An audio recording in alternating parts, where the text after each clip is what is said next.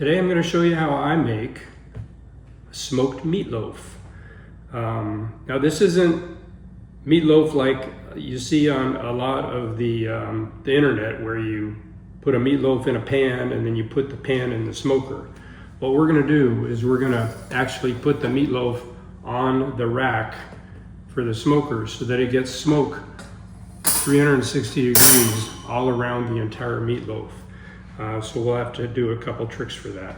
Some of the things you have to have, what I'm going to do is I'm going to make it with sweet Italian sausage and ground sirloin, 90%, so it's fairly lean. You can do with most any mix of meats that you want. About 2 pounds is about right. Something that you have to have a binder. So you have to have an egg and some breadcrumbs or cracker crumbs or something like that as a binder. You have to have a netting to hold the formed meatloaf, and so you'll see that later, but this is the netting that I use. I got it to hold boneless ham, and it's pretty good size netting, and you'll see that when we do that here in a few minutes. And you need to have a potato masher with a wire like this, something like that. And the reason for that is because what we're going to be doing is we're going to be, I call it kneading the meat, but the mixture, because what you do is as you mix it, you're actually aligning the protein fibers, and that helps to hold the meatloaf together so that it's not crumbly. It's closer to a sausage type consistency. So and you'll see that as we mix it up. Now I'm gonna throw in my ingredients. I'll run those through it fairly quickly, but you can put in whatever you want. I'm going to put in Worcestershire, some pepper, some garlic powder, oregano, basil. I like plain old yellow mustard, and my favorite is dried onions. So without further ado, I'm going to go ahead and start mixing it up, and we'll see how that goes. Of the essentials, the one thing you have to have, like I said, is the egg and the breadcrumbs, 1 egg and about a half a cup of breadcrumbs, and then the rest of the spices is up to you. It's easiest if you have a bowl like this with straight edges up and down to do the mixing. But a standard mixing bowl will work, but I found that the straight up and down side works best for me. And the half a cup of breadcrumbs is just kind of a starting point. If you find that it's a little, it depends on the meats you've got. If the meats have a lot of water in them, I've used wild boar, and wild boar sometimes, depending upon how we've prepared it, how we ground it, sometimes it's kind of wet, and so I have to add more breadcrumbs. And if you want to add 2 eggs, that's fine.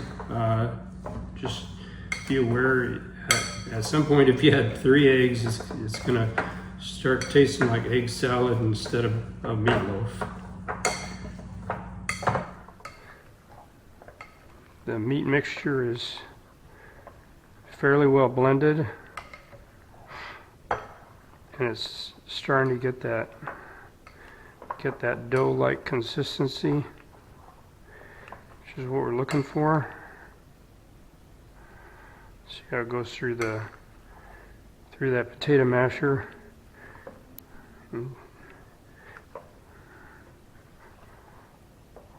Kind of keeps its form.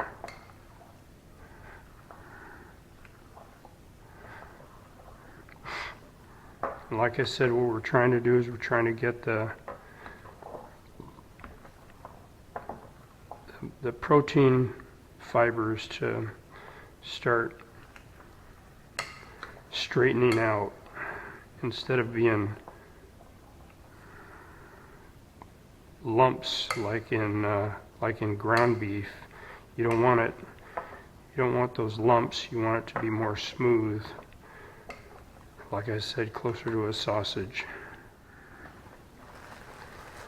So we will need a length of the netting. This is flexible. I don't know what size it is. 28 LNS.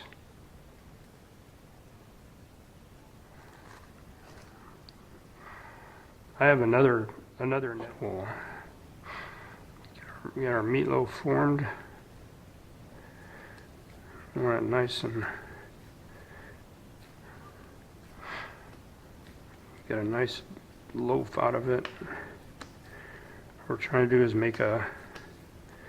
get it nice and formed, get it all together, get as much of the air out of it as we can.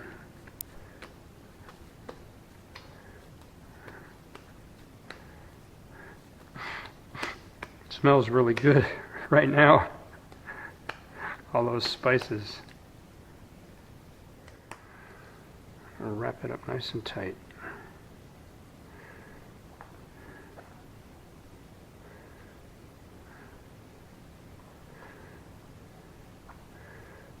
Now we get our bling. Hope I didn't make this too long. It's pretty long. We'll get it on there.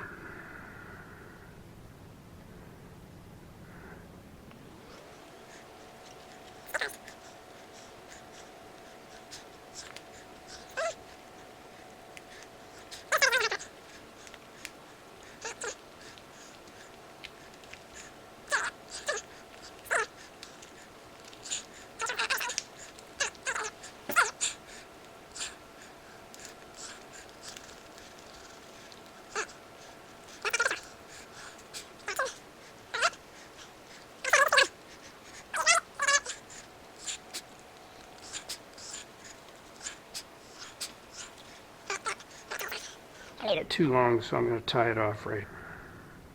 I'm going to clip it.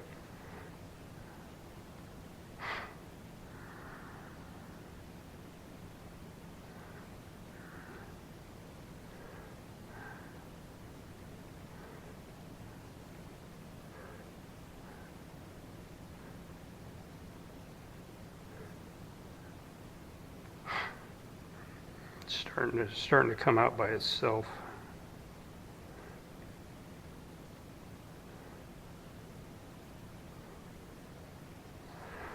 All right.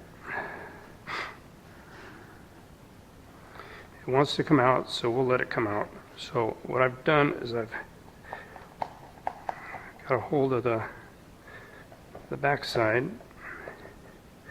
I'm going to let it come out. I'm going to pull.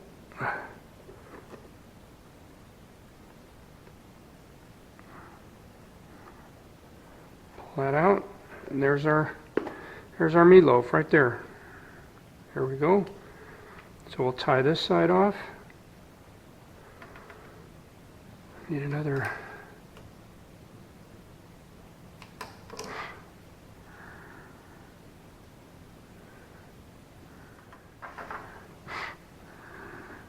There's our meatloaf right there. Put it on our tray. And off to the smoker we go. I've got applewood and some mesquite in there, and we will turn it up We'll run it at about 225, and we'll let it smoke for however long we feel like, probably a couple hours, something like that, and then we'll put it in the oven to finish. We got the smoker running about 225. Got the smoke going. Time to bring the meatloaf in. It's been on the smoke for around, let's see, about 2.5 hours.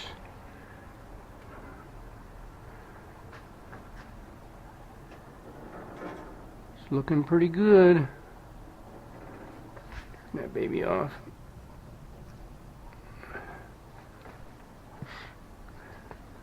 It's looking real good, actually.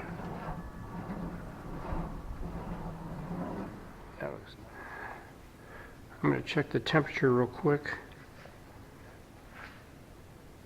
See how far we've got to go. We're shooting for 160. It's at 140 right now.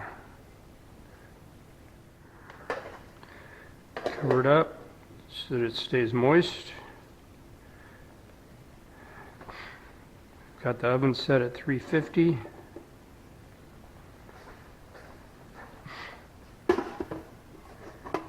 At this point, if you wanted, you could start to put a glaze on it or barbecue sauce or something like that. But I'm going to be a purist and just stick with the smoke.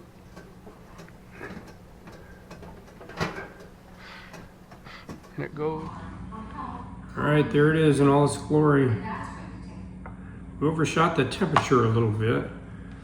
Hopefully it's not too dry. I'm going to take the netting off while it's still warm. It's really nice looking.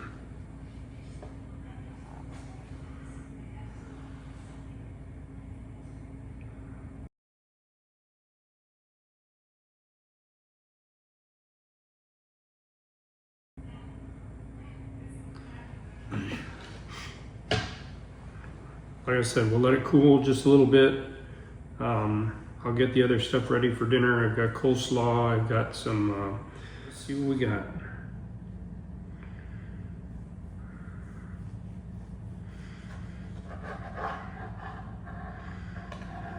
Oh, it looks good.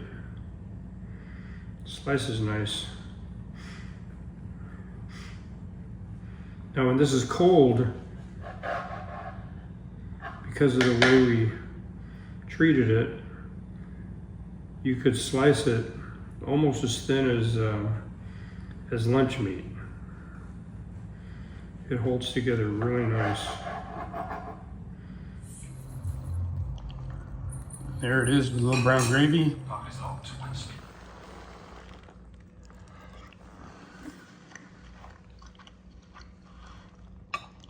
That is some good stuff. So I said that once this is cold, you can slice it nice and thin if you want to put it on a sandwich. So I just want to show you what I'm talking about.